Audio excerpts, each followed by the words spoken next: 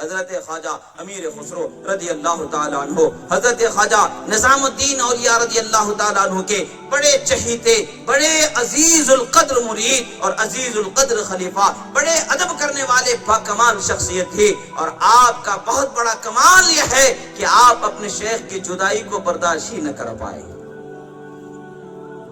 جس طرح سے رسول اللہ صلی اللہ تعالیٰ علیہ وسلم کے وصال ظاہری کے بعد حضرت خاتون جنت 6 مہینے میں آپ نے بھی وصال فرمایا، پردہ فرمایا، اسی طریقے سے حضرت امیر خسرو اپنے شیخ کامل کے وصال کے بعد تقریباً 6 مہینے کی کم مدت میں آپ بھی وصال فرما چکے۔ عظیم مرید ہیں حضرت امیر خسرو کے۔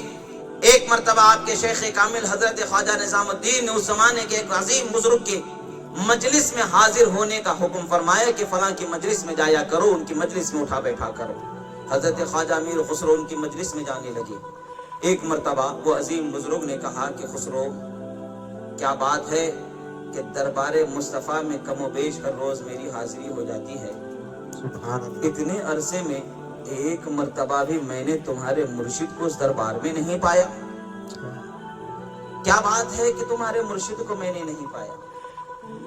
نمی دانم چه منزل بود شب جائے کہ من بودم، نمی دانم چه منزل بود شب جائے کہ من بودم، بہر سو رقص بسمل بود شب جائے کہ من بودم، پری پہ کر نگارے سرو قدے لالا رخسارے، پری پہ کر نگارے سرو قدے لالا رخسارے، سراپا آفت دل بود شب جائے کہ من بودم، رقیباں گوش بر آواز او در ناز من ترساں، رقیباں گوش بر آواز او در ناز و من ترساں، سخن گفتن چے مشکل بود شب جائے کہ من بودم۔ یہ کلام بڑا عظیم کلام ہے۔ حضرت امیر خسرو نے جب ان بزرگ سے وہ کلمات سنے تو بڑے دل میں افسوس کرنے لگے۔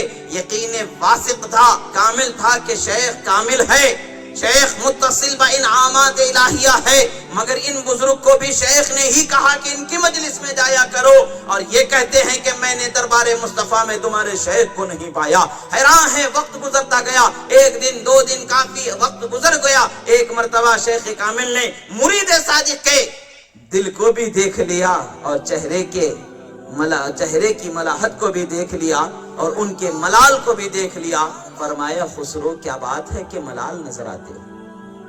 کیا بات ہے کہ ملال نظر آتے ہو؟ جب ایک شیخ اپنے مرید کو حالت ملال میں دیکھنا گوارا نہیں کرتا تو پھر رحمت للعالمین ہمیں کیسے چھوڑ سکتے ہیں؟ رحمت للعالمین کی رحمت ہمیں کیسے نہیں مل سکتی ہے؟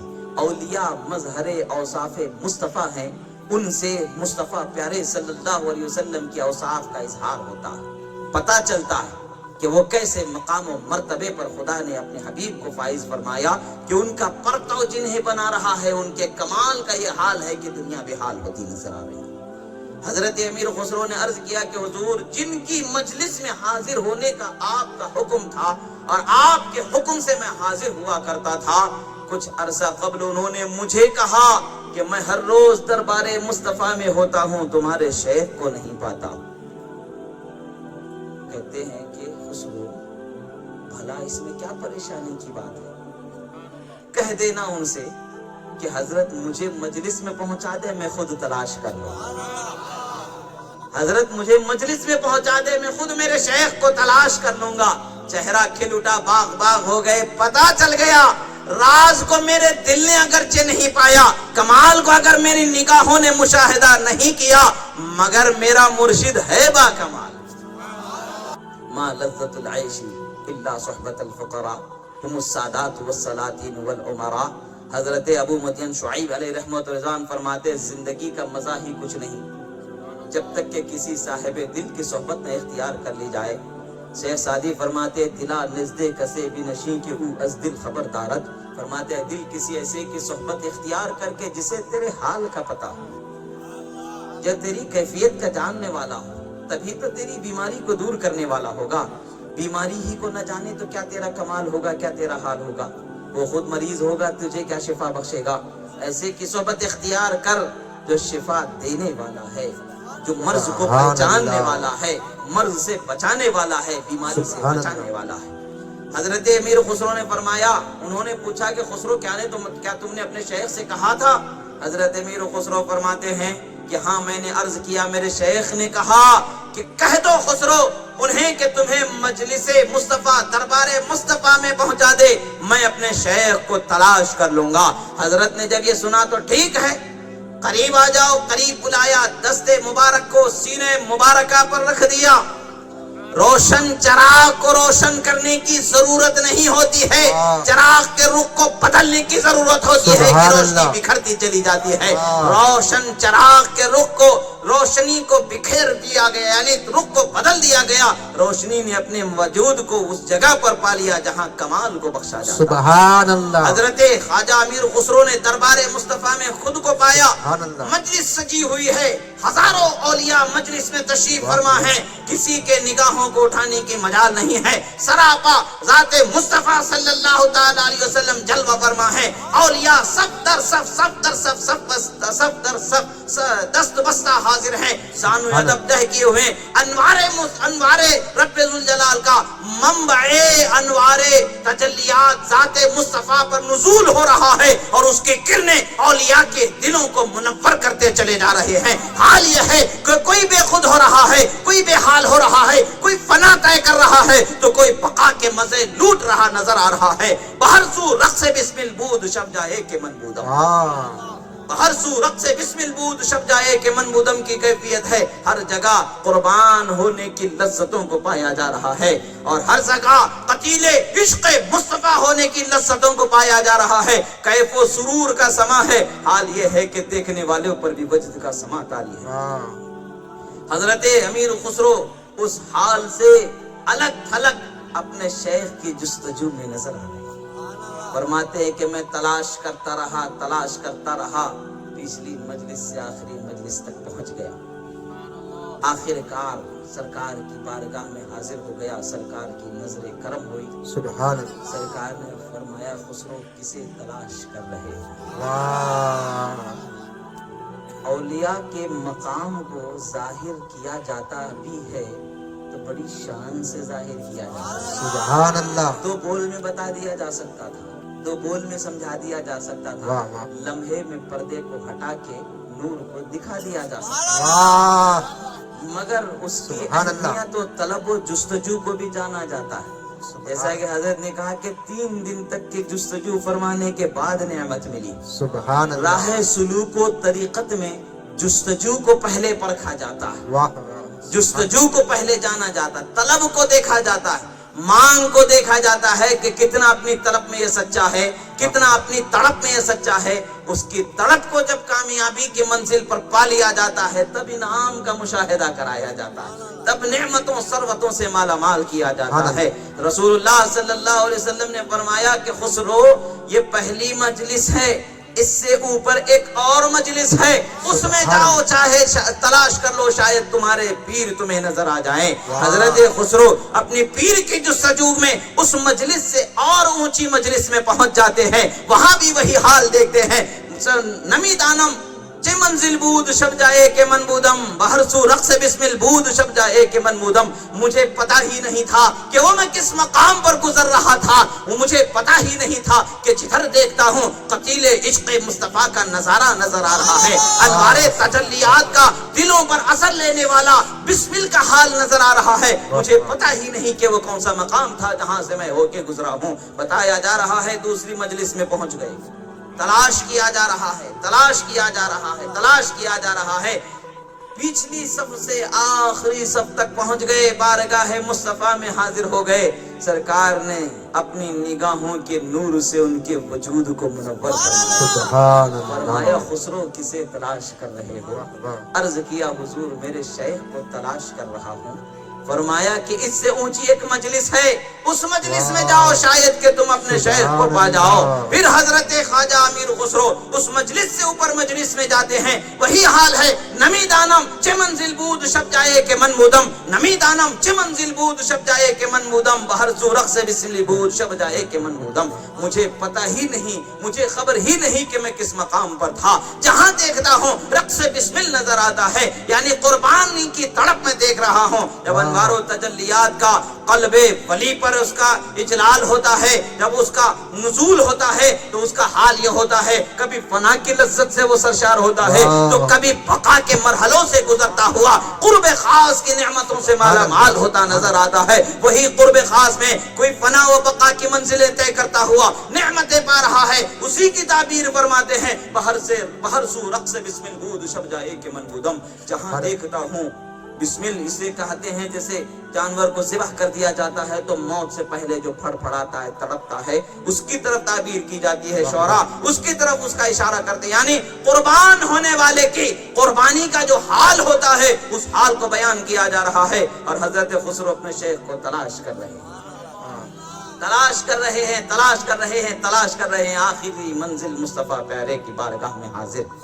फिर मुस्तफा सल्लल्लाहु अलैहि वसल्लम फरमाते, खुसरो किसे तलाश कर रहे हो, खुसरो किसे तलाश कर रहे हो? अर्ज करते हैं, हुजूर मेरे शेख को तलाश कर रहा हूं। फरमाते, इससे ऊंची एक और मजलिस है, 1 2 3 मजलिसें हो गई, चौथी मंजिल का भी यही हाल, पांचवी मंजिल का भी यही हाल, छठवीं मंजिल का भी यही हाल। अब मंजलिस जब छठवीं मजलिस में पहुंच चुके हैं, छठवीं मजलिस के दरबार आली में हाजिर हैं, अब हाल किसी आशिक का क्या होगा? इश्क की नजर से देखो तो उसकी निगाहें बरसती नजर आएंगी, दिल बेचैन नजर आएगा। क्या उसकी कैफियत होगी, हम और आप क्या अंदाजा लगा सकते हैं? वो खुसरो जैसा कोई मुरीद सादिकी जान सकता है कि तलबे शेख में किस कदर वो बेचैन रहते हैं। उस बेचैनी के हाल को जब रसूलुल्लाह ने मुशाहिदा फरमाया, खुसरो किसे तलाश करते हो?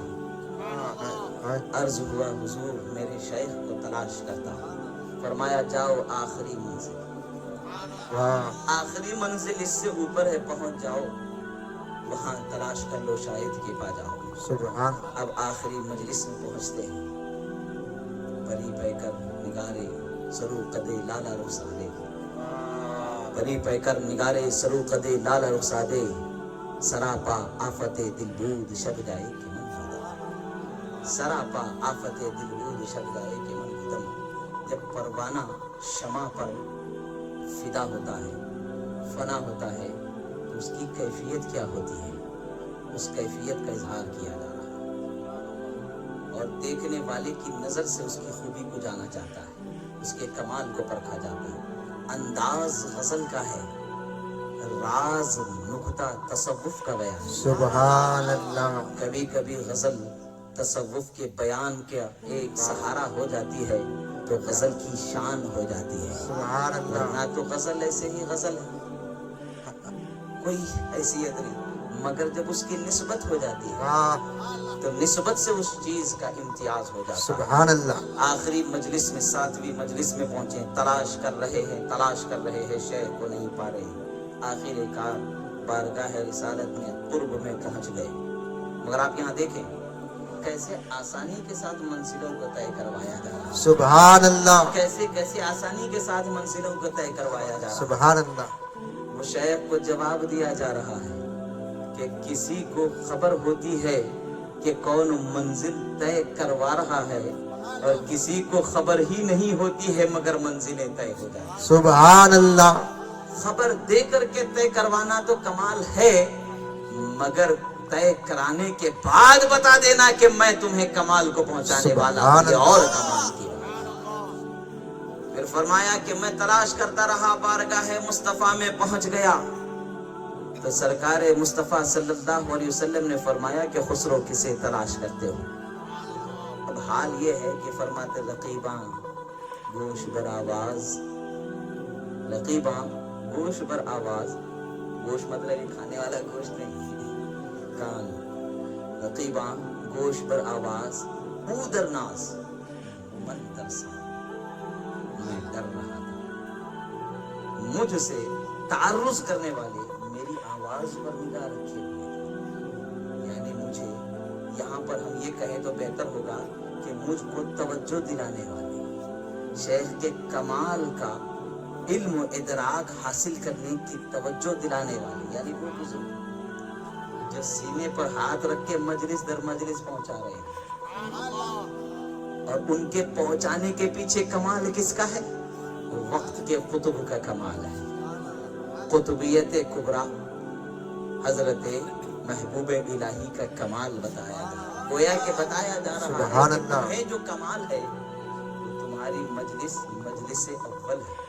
वाह। मेरी मजलिस वो मजलिस निहाही है जहां मुझे बाकमाल बना करके सुभान अल्लाह। कमाल की नशिस्त पर जलवा फरमाने का मौका अता सुभान फरमाया। अल्लाह।